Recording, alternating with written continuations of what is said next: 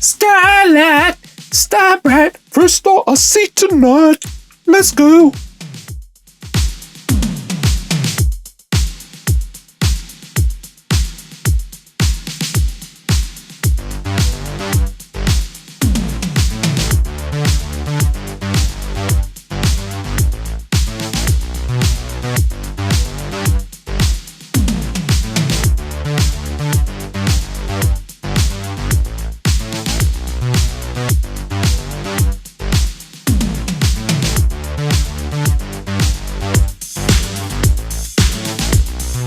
Geeks was popping. The boys, I broke out this Starlight. I was so excited when I found her. I was out of town. I was visiting Florida.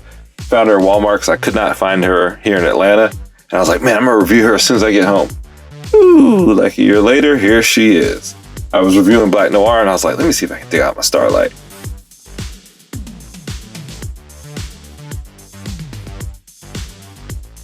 Annie January is as down-to-earth and sincere as they come. The girl next door with superpowers. As Starlight, the defender of Des Moines, all she's ever wanted to do is save the world. And while a lot of people say that is a corny catchphrase, she actually means it. So when she's selected to join the Seven, it's every dream she's ever had come true. But that dream becomes her worst nightmare when the fresh-faced Midwesterner arrives in New York and learns that the old adage is true: never meet your heroes.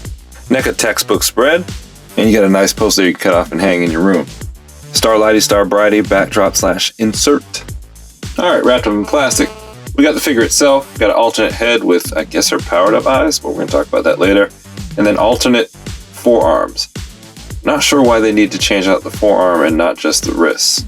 Alright, so here are her alternate forearms and that not creepy alternate head sculpt. We're going to talk about it. Not too sure about this one. Her white is very crisp though. And the sculpt looks like real textured linen or fabric. Looks like real clothes. And she's got, ooh, those knees. Come on, Neca. Good knees aren't patented. They are double jointed though. Her boots look good. They look like real leather. I dig those. Her cape is definitely cool. Dig the deco on her forearm armor fabric. Belt is kind of Wonder Woman-ish. She got a little satchel there for her extracurricular power activity fuel, I guess we want to call it. Back to that head sculpt. This one might be even worse.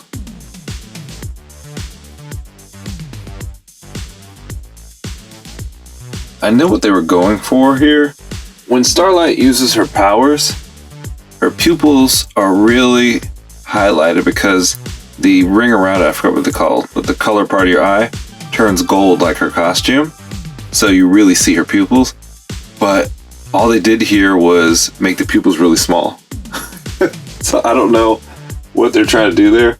They just eliminated the color from her eye. So it's like white eyeballs with little black dots, and it doesn't work. Still think the forearm swap is an odd choice, but what do I know? And her arms are really skinny.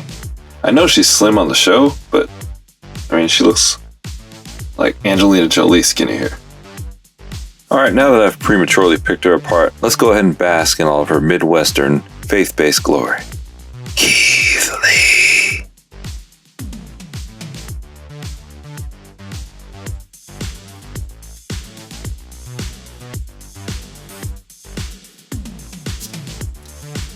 Alright, let's hope her drop curls don't get in the way of a clean 360.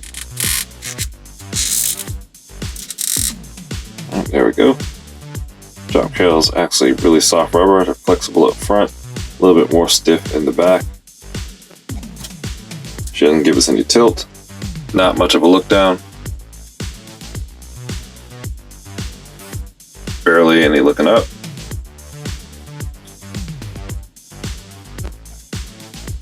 Arms get up yay high. Wingspan.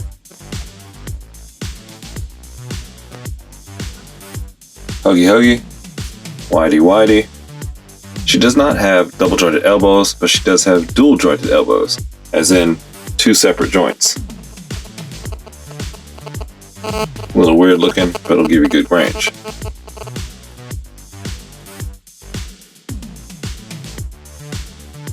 Alright, you're 360 at the shoulder.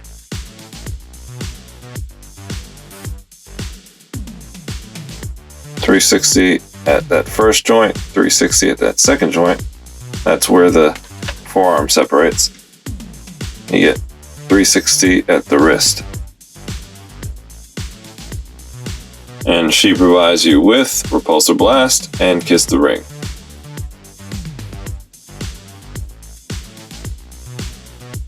Forward crunch at the abdominal joint.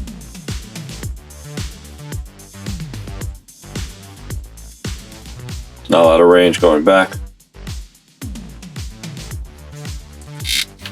Got us 360 up top. 360 at the waist. I'm sorry if you hear a bunch of thumping. My kids don't know the definition of walk. She does not have any thigh articulation. She does have double jointed knees here. Maybe get a 360 at the knee. Do we get it at the boot? Yep. 360 at the boot. And 360 at the foot. Good, good, good. Can't really get a split because of her skirt. It's tough rubber. No Van Damme. That's the range those knees give you. She's not quite kicking her butt.